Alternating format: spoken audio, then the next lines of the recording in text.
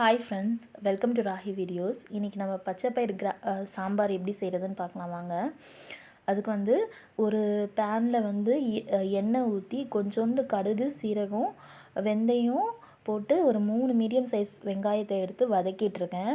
இந்த டைமில் டைமில் வந்து நான் வந்து அடுப்பில் வந்து கொஞ்சோண்டு ஒரு கிளாஸ் பச்சைப்பயிறு 2 கிளாஸ் தண்ணி ஊற்றி ஒரு 4 பல்லு பூண்டு 2 பச்சை மிளகா போட்டு வேக வச்சு எடுத்தாச்சு. 2 விசில் வச்சுக்கிட்டேன். நல்லா வெந்துருச்சு. அப்புறம் வந்து தக்காளியை கட் பண்ணி வச்சுக்கிட்டேன். இப்போ வந்து வெங்காயம் வதங்கிட்டுருக்கு. இந்த டைம் நான் கருவேப்பிலை பொடி ரெடி பண்ணேன். கருவேப்பிலை வந்து வதக்கி எடுத்துக்கிட்டேன். காஞ்ச மிளகாவை வந்து வதக்கி எடுத்துக்கிட்டேன். கடுகு, உளுத்தம்பருப்பு வதங்கிட்டு இருக்கு. இந்த பச்சைப்பயிறு கிரேவி சாம்பார் வந்து நீங்கள் இட்லிக்கு, தோசைக்கு சைட் டிஷ்ஷாக எடுத்துக்கலாம். ரொம்ப ஹெல்த்தியான டிஷ் இது.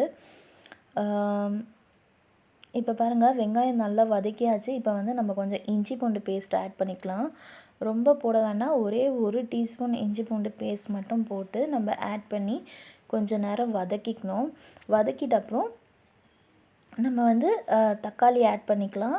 இந்த டைமில் வந்து நம்ம வந்து பச்சைப்பயிரை வந்து ஒரு 4 பல்லு பூண்டு போட்டு நம்ம வந்து வேக வச்சு எடுத்துருக்கோம் இல்லையா, அதை வந்து மிக்சியில் வந்து அரைச்சி கொண்டு வந்துடணும்.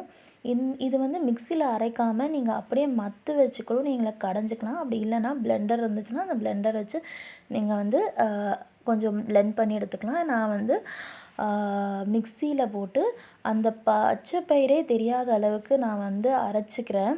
அது வந்து பருப்பு சுத்தமாக நம்மளுக்கு வாயில் படாது. அதனால் வந்து அந்த மாதிரி நான் அரைச்சிக்கிறேன். அரைச்சிட்டு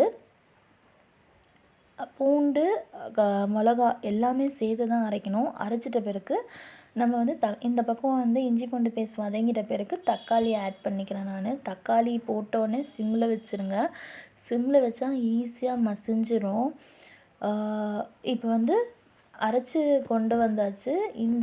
இந்த டைமில் வந்து கொஞ்சோண்டு மிளகாத்தூள், மஞ்சத்தூள், தனியாத்தூள், சீரக சோம்புத்தூள் போட்டு நம்ம இன்னும் ஒரு கிளாஸ் தண்ணி ஊற்றி நம்ம வந்து திரும்ப வந்து கிரைண்ட் பண்ணிக்கணும்.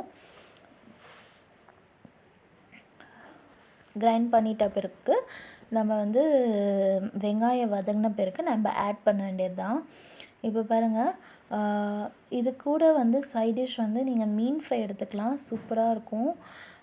மீன், எறா, ஈரல், கருணக்கிழங்கு, உருளைக்கிழங்கு, இந்த மாதிரி எந்த ஃப்ரை ஐட்டம் நீங்கள் எடுத்தாலும் சூப்பராக இருக்கும். இட்லி, தோசை கூடயும் சூப்பராக இருக்கும். இந்த சைட் டிஷ் கண்டிப்பாக ட்ரை பண்ணி பாருங்கள், உங்களுக்கு பிடிக்கும். இப்போ பாருங்கள், இப்போ வந்து தக்காளி வதங்கிட்டுருக்கு. இந்த டைமில் நான் ஒரு கிளாஸ் தண்ணி ஊற்றி திரும்ப அரைச்சி கொண்டு வந்துட்டேன். இப்போ நல்லா வெங்காயம், தக்காளி, அந்த தக்காளி மசிஞ்சிட்ட பிறகு நம்ம வந்து பச்சைப்பயிறு வந்து அரைச்சி வச்சுருக்கோம் இல்லையா, அதை ஆட் பண்ணி ஒரு 2 கிளாஸ் அளவுக்கு தண்ணி ஊற்றி நம்ம ஆட் பண்ணி வச்சுக்கணும். ஆட் பண்ணி நல்லா கிளறிட்டோன்னா நம்ம கிளறி விட்டுட்டு அந்த சூடு ஏற அளவுக்கு நம்ம வந்து ஹையில் வச்சுட்டு சூடு நல்லா அந்த பாத்திரத்தில் ஏறினோடனே அந்த பச்சைப்பயிறு அந்த நம்ம கலக்கி வச்சுருக்கோம் இல்லையா, அந்த தண்ணியில் ஏறினோடனே சிம்மில் வச்சிடணும். ஒரு 15 மினிட்ஸ் தான், ஒரு 12 to 15 மினிட்ஸ் தான் உங்களுக்கு சூப்பராக கிரேவி ரெடி ஆகிடும்.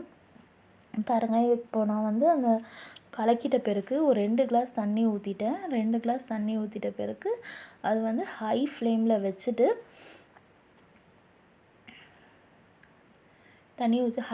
வச்சுட்டு நான் வந்து சிம்க்கு மாற்றிடுறேன். இப்போ நல்லா கிளறி விட்டாச்சு.